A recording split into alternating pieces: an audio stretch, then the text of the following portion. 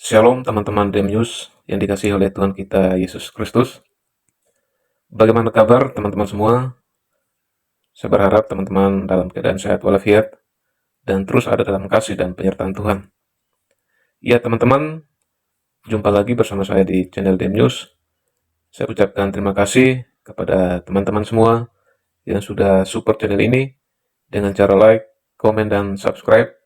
Kiranya Tuhan Yesus memberkati teman-teman, baik dalam pekerjaan, pelayanan, apapun yang teman-teman kerjakan, kiranya Tuhan Yesus senantiasa memberkati. Teman-teman yang terkasih dalam Tuhan kita Yesus Kristus, dalam video kali ini kita akan menyaksikan kesaksian dari seorang murtadin. Dalam kesaksian ini dia menceritakan kenapa ia percaya kepada Kristus sebagai Tuhan dan Juru Selamatnya. Dia menceritakan bahwa ia mengalami sakit yang parah yang menurut dokter tidak bisa disembuhkan lagi. Namun pada saat itu, ia melakukan sholat tahajud. Saat ia melakukan sholat, dia melihat cahaya yang terang yang menghampiri dirinya. Dan ada sosok bayangan yang berjubah putih yang memeluk dirinya. Dan saat itu, ia mengalami sukacita, ketenangan, damai sejahtera. Dan saat itu juga, sakitnya sembuh total. Wow, kesaksian yang luar biasa. Bagaimana Tuhan berkuasa menjamah sakitnya sehingga ia mengalami mujizat Tuhan. Dan bagaimana kesaksian selengkapnya? Mari kita sama-sama saksikan cuplikan video berikut ini. Kiranya melalui kesaksian ini boleh memberkati kita, teman-teman semua. Dan kita terus mengandalkan Tuhan dalam kehidupan kita. Selamat menyaksikan setelah yang satu ini. Tuhan Yesus memberkati.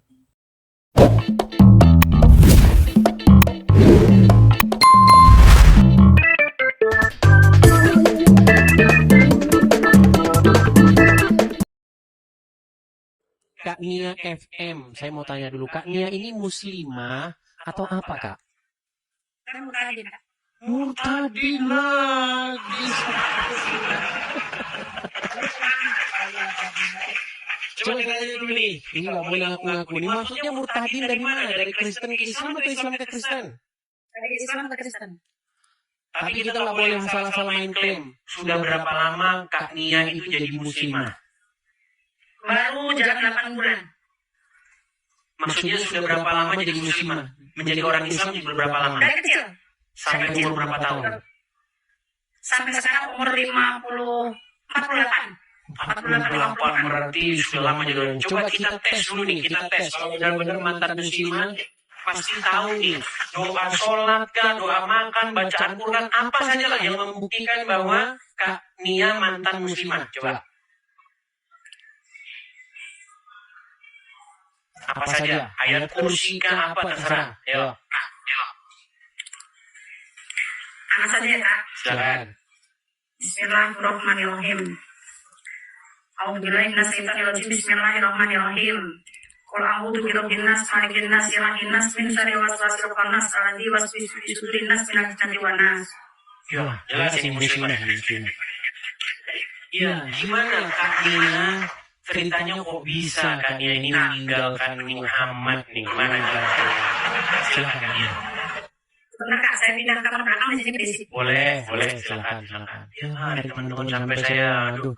Ya, hai. Ini kok tinggalin kuncup sendiri aja jadi orang Islam. Ya, artinya sudah banyak ya perempuan-perempuan, laki-laki juga sudah pada speak up ya.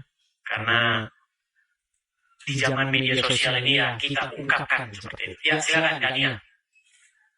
Ya, gimana, Kak? Gimana ini boleh berbagi nih, gimana jalan ceritanya jadi meninggalkan agama Islam? Baru-baru saja meninggalkan agama Islam. Boleh, Kak. Baru berapa lama?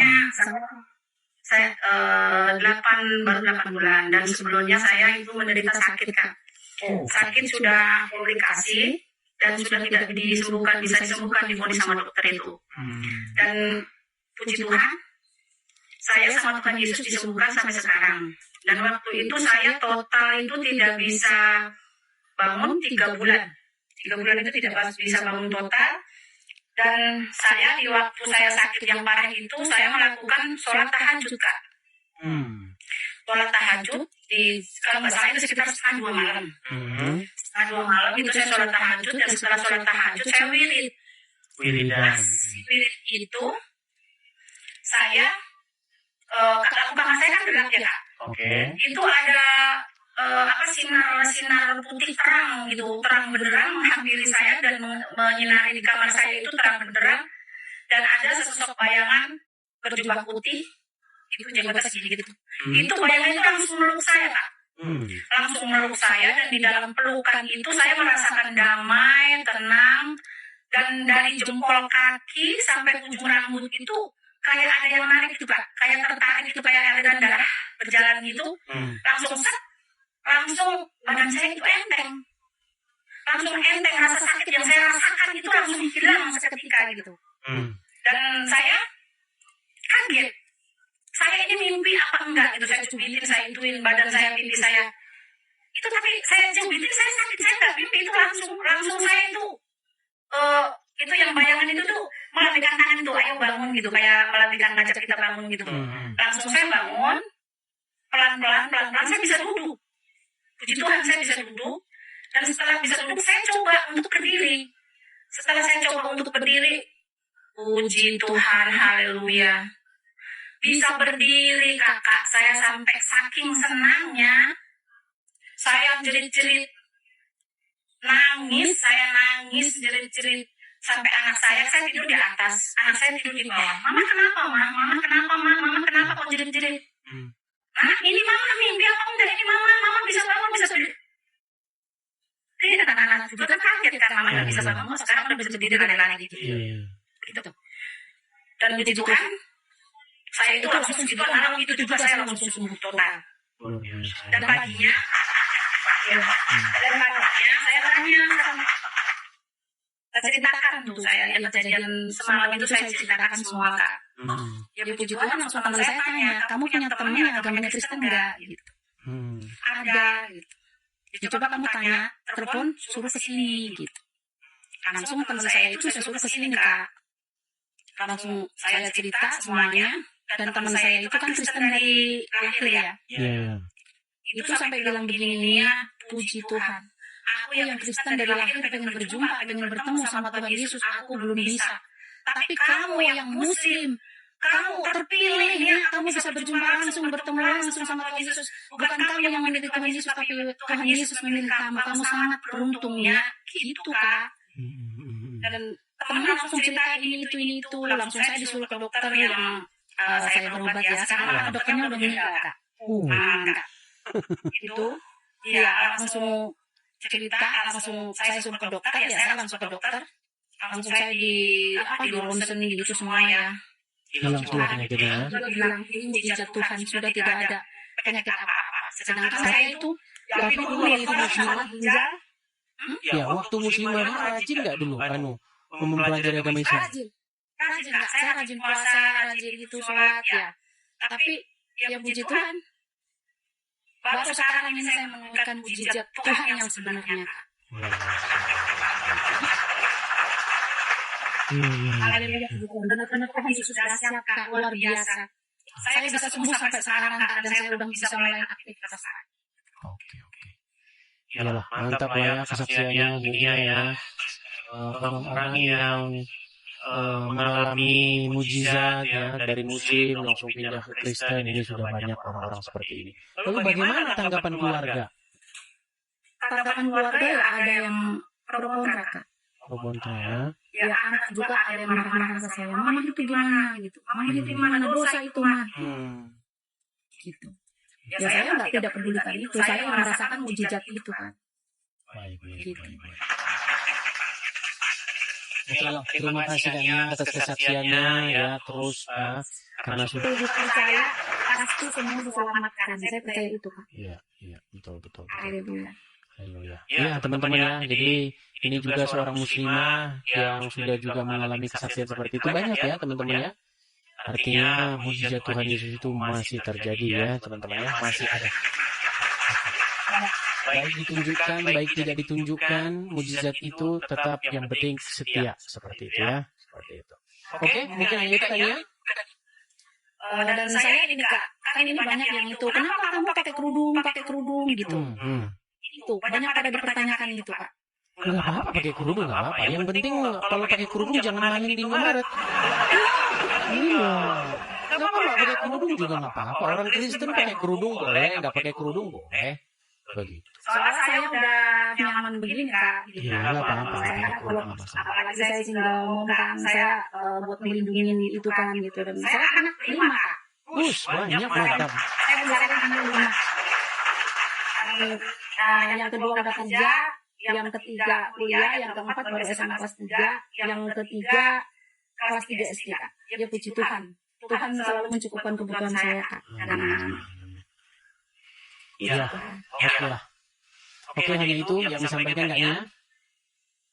Ya, saya pengen banyak belajar lagi ya, dari kakak dan dari teman-teman semuanya. Boleh ada itu forum-forumnya. Saya sarankan ini yang makanya ini teman-teman kita ini perlu tempat apologi itu biar nanti ada sendiri-sendiri ya teman-temannya. Bisa juga pakai channel ini teman-teman, tapi sebenarnya ya masih besok-besok aja ya.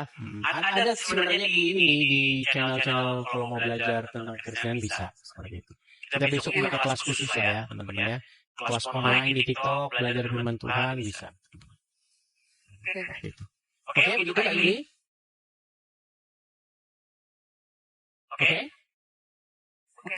Oke. Terima kasih Kak ini ya. Terima kasih. Karena hari ini kita lagi bahas tema yang ini.